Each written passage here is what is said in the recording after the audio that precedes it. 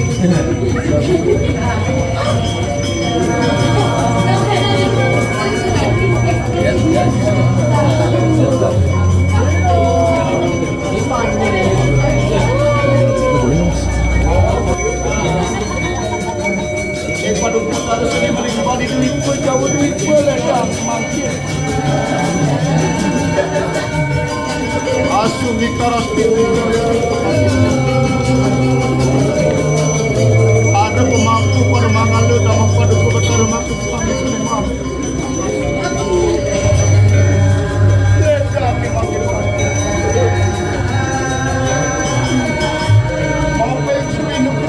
Kalau nangis.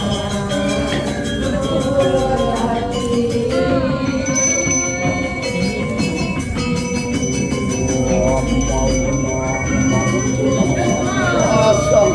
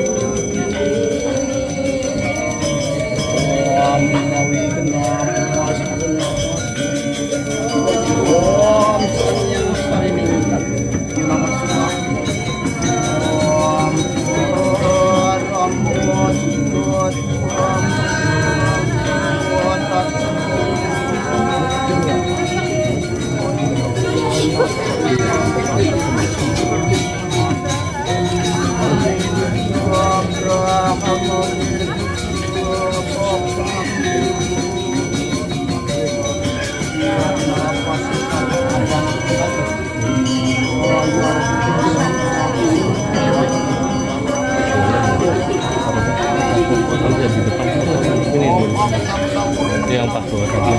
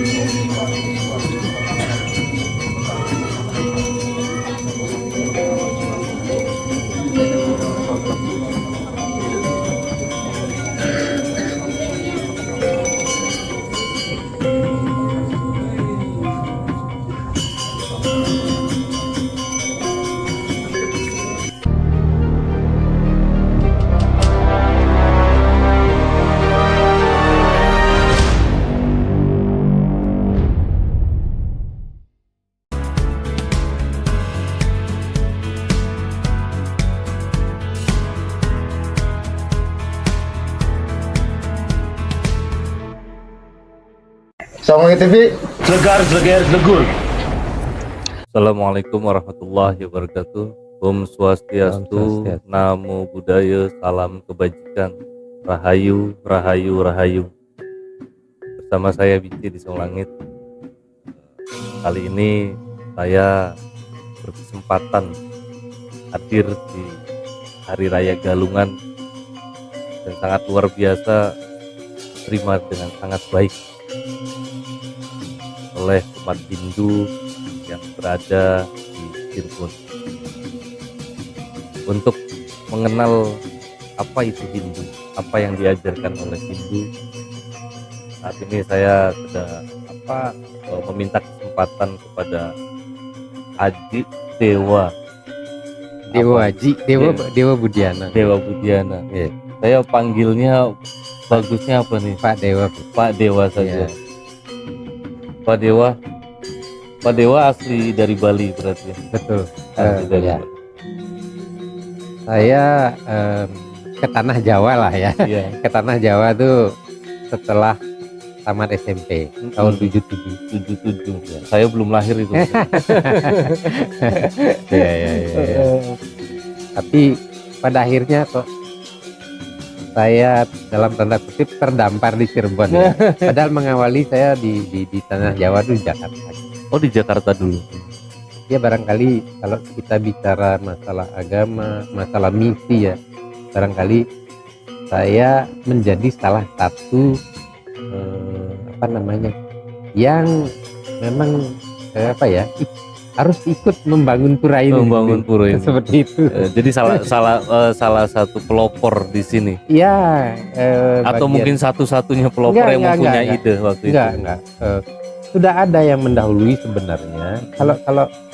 Kalau dari perjalanan membangun pura ini sebenarnya kami atau para pendahulu kami yang lebih dulu ya di Cirebon, sebenarnya kami dulu punya tanah di Gronggong. Di Gronggong. Nah, di Gronggong tepatnya setelah pas belokan pemecah batu itu loh. Oh iya. Nah, iya, sebelah kiri, iya. belakangnya karaoke ya. Karaoke di situ Di ada. situ sebenarnya hanya saja apa ya, izin dari Pemda khususnya kabupaten tidak kunjung terbit.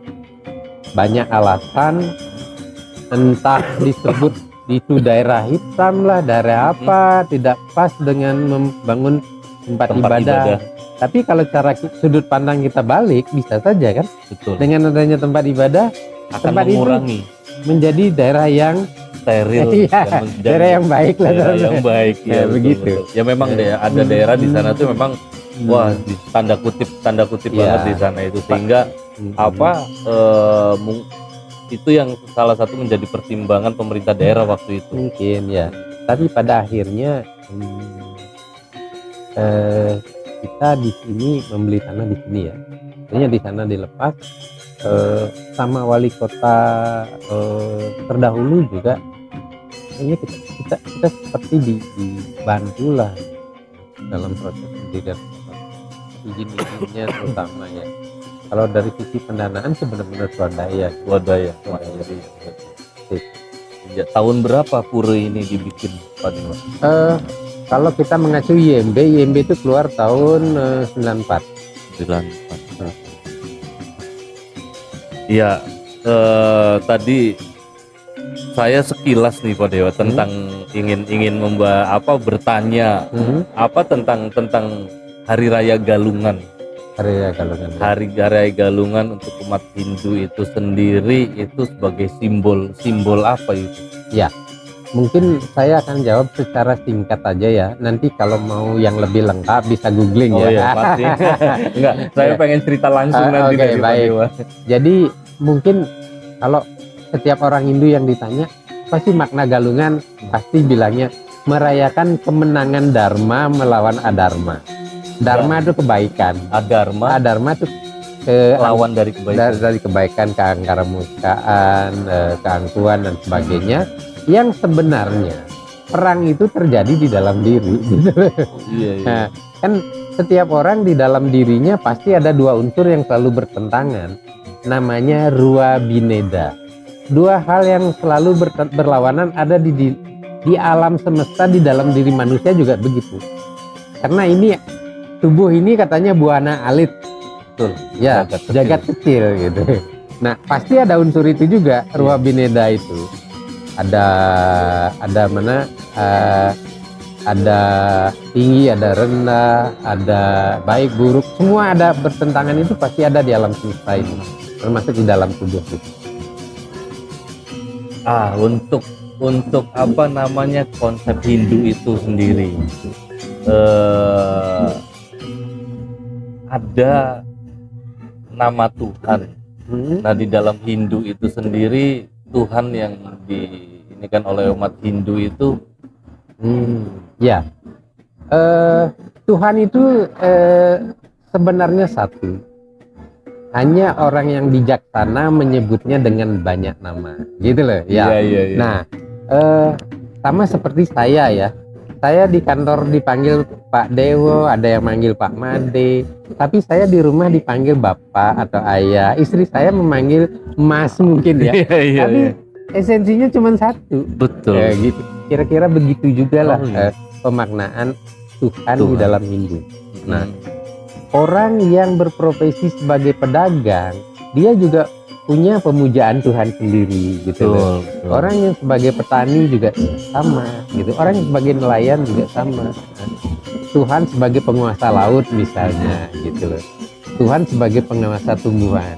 Tapi sebenarnya yang dipuja sama saja gitu. Berarti sebetulnya Disebut dengan banyak nama gitu. konsepnya konsep tunggal berarti ya. Betul. Hanya saja mungkin tiga dewa.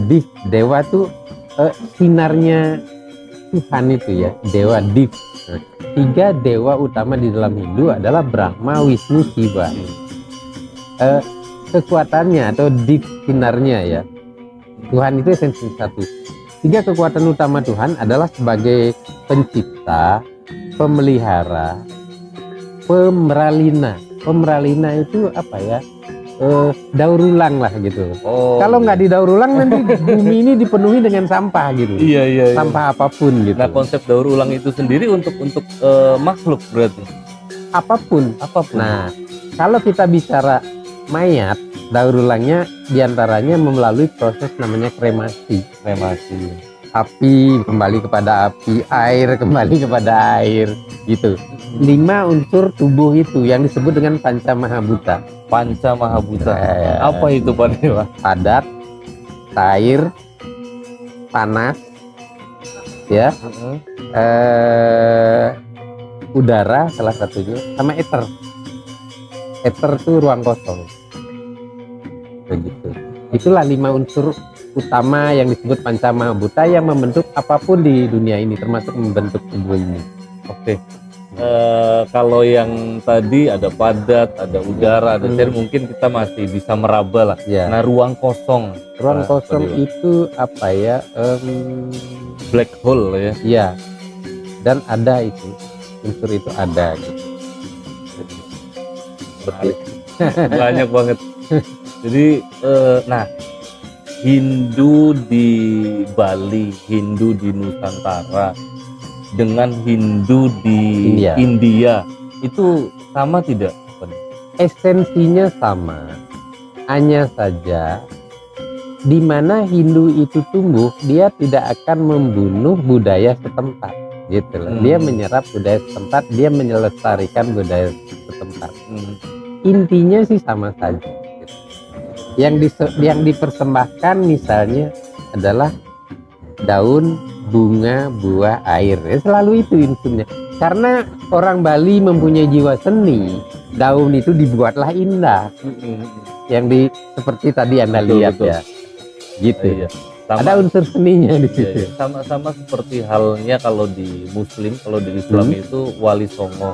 Wali Songo itu pada saat membawa Islam ke Nusantara ini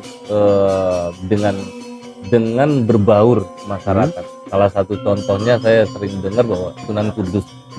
Sunan Kudus itu sangat menghargai sekali umat Hindu. Ya warisannya sebelumnya ya. Dari mulai bentuk menaranya, gapuranya, sampai larangan-larangannya. Larangan-larangannya sampai pada saat hari raya kurban di Islam itu ada hari raya kurban Idul Adha. Beliau itu sampai tidak mau menyembelih sapi. Ya. Beliau hanya menyembelih kerbau, kambing. Itu saking sangat menghormati dan menghargai sekali. Ya. Karena tradisi sebelumnya dan secara ini juga sejarah itu kan sudah menulis bahwa Hindu, Buddha itu agama yang ada di Nusantara sebelum agama-agama yang lain itu masuk ya Pak. Ya. Oke, nah kalau di Islam itu kan ada beberapa aliran, ada beberapa paham pada saat memaknai konsep ketuhanan, konsep sosial. Nah, di Hindu itu sendiri, Dewa, ada tidak? Hindu ini Hindu A, B, C gitu. Ada sebenarnya banyak juga ya. Yang kemarin sempat heboh kan Hare Krishna itu. Iya, Hare Krishna. Cuman dia heboh itu karena memang ada semacam penyimpangan di situ. Tapi di lain itu juga aliran-aliran banyak sekali. Ada Siwa Buddha kayak gitu ya. Ada Waisnawa, namanya Wisnu ya, Pemuja Wisnu. Jadi di Hindu sangat boleh. Saya lebih nyaman menyembah dewa ini gitu loh. Div-nya Tuhan ya. Tuhan. Nah, betul. Jadi div itu sebetulnya hanya simbol dari Tuhan, manifestasi dari Tuhan. Keagungannya, salah satu sifatnya yang disembah gitu, atau kekuatannya gitu. Saya harus banyak belajar ini, maka mungkin masih banyak pertanyaan-pertanyaan yang pengen saya tanyakan tentang Hindu itu sendiri. Nah, di Hindu itu sendiri berarti tadi kami kan sempat meliput ibadah galungan tadi. Ya. Saya melihat ada beberapa simbol di dalam dari mulai warna itu kan ada warna kuning. Ya, dominan ya, kuning putih dah. Dominan kuning putih itu dong. Ya. Bahkan saya dipasangkan ini sahabat oleh luar biasa oleh Pak Dewa Ya. ini saya dipasangkan. Nah, ini saya Ya. nggak tahu nih arti. Nanti coba saya tanyakan sama Pak Dewa, Ya. warna kuning itu sebagai simbol apa Ya. gitu. Kuning biasanya selalu berdampingan dengan putih ya. Iya. Nah, ada berpasangan lah. Kuning itu lambang keagungan ya. Putih itu lambang kesucian gitu. Ya, kira-kira kalau kita bicara di dunia agama, dua sifat itulah yang Mendominasi. mendominasi gitu. Iya. Nah,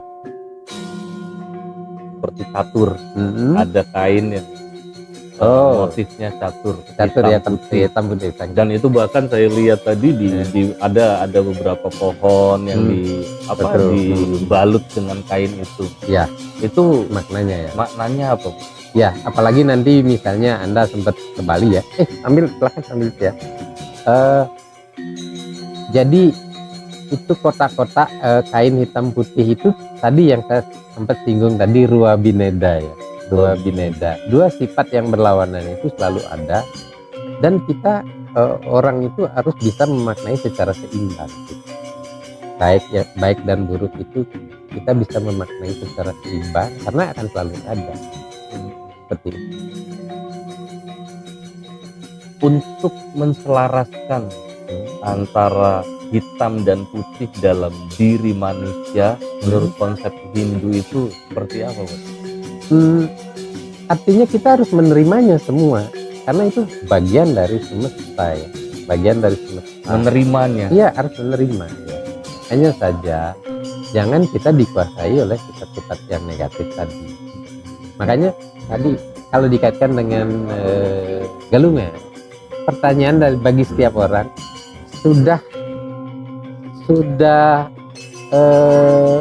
apakah saya sudah berhak merayakan galungan ini? Gitu lah. Apakah yang sudah saya lakukan sebelum galungan ini sehingga saya berhak nggak merayakan galungan ini? Gitu. Apa tuh? Iya, artinya gini, kita sudah bisa nggak menekan yang namanya angkara murka dan sebagainya sifat-sifat negatif itu sehingga pada akhirnya kita merayakan galungan itu gitu loh. Sama seperti orang puasa mungkin. Iya, Saya sudah- berarti sama kayak Idul Fitri. Iya, lah saya ya. sudah berhak nggak merayakan Idul itu ya. Oh. Apa yang saya lakukan sebelumnya kan gitu kira-kira. Oh, iya. Gitu ya. Hanya saja galungan itu datang setiap 210 hari, bukan setahun sekali. 210 hari. Ya, karena di situ menggunakan konsep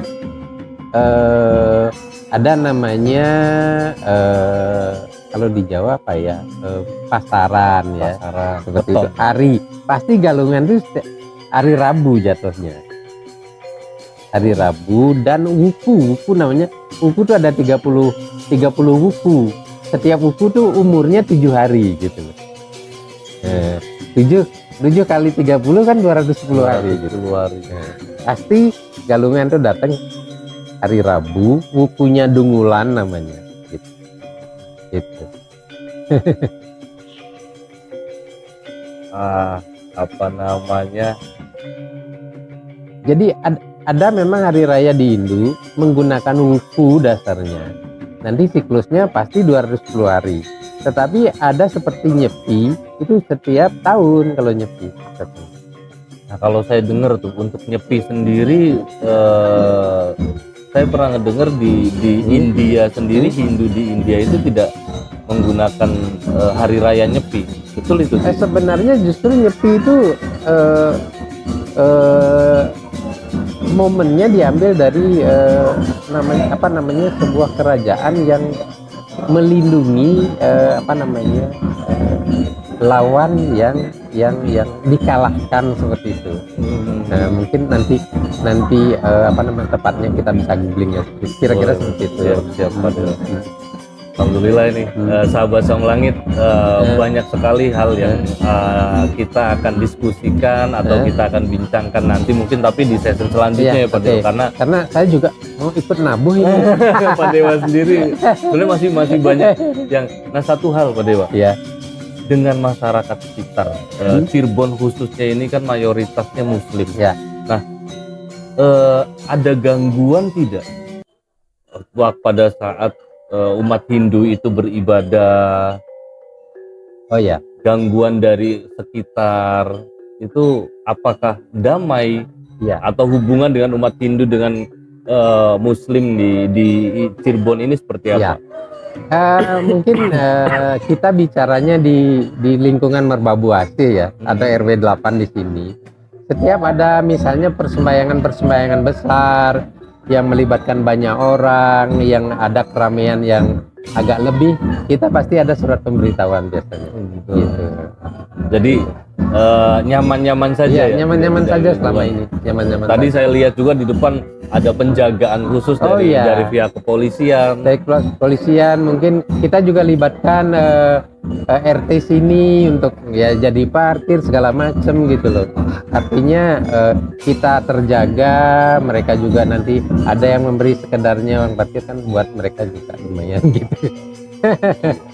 Oke, sahabat Sang Langit, ini tadi hanya sekedar mukadimah ya, perkenalan saya dengan Pak Dewa dan umat Hindu yang ada di Cirebon khususnya.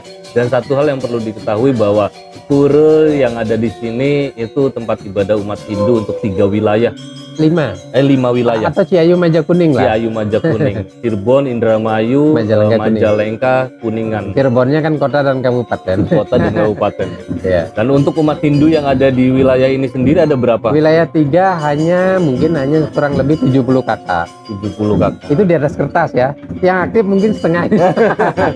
Tapi ya kita bisa membangun pura semegah inilah ya, saya katakan megah lah ya, karena umatnya segitu benar-benar swadaya gitu loh. Ini baru aja mulai ada bantuan dari Pemda nih membangun gedung ini ya, walaupun tidak sepenuhnya, kita juga nyari dana lain dari Pertamina dan sebagainya gitu. Oke, sahabat Sang Langit, seperti yang saya janjikan tadi, kita mungkin akan sering berkunjung ke pura ini. Saya akan minta waktunya kepada Dewa untuk berbincang, untuk lebih mengenal lagi apa yang diajarkan Hindu untuk umat manusia ini. Terima kasih Pak Dewa, waktunya. sama-sama. Saya beserta kru mengucapkan banyak-banyak terima kasih sudah Sama-sama. diterima dengan baik di sini. Ya, artinya dari sisi kami juga berterima kasih karena media seperti ini juga ikut menyebarkan. Oh, sehingga orang banyak Hindu tuh paling nggak secara pelan-pelan tahu tuh Hindu seperti apa gitu. Betul. Kira-kira seperti itu. Betul. Bahkan kalau kita ambil pose di depan, orang nggak tahu kalau kita itu di Cirebon. Orang nyangkanya kita itu di Bali. Bro. Ya. Iya. Masya Allah, luar biasa. Hebat. Begitu. Terima Baik, kasih baik. sahabat Sang Langit. Assalamualaikum warahmatullahi wabarakatuh.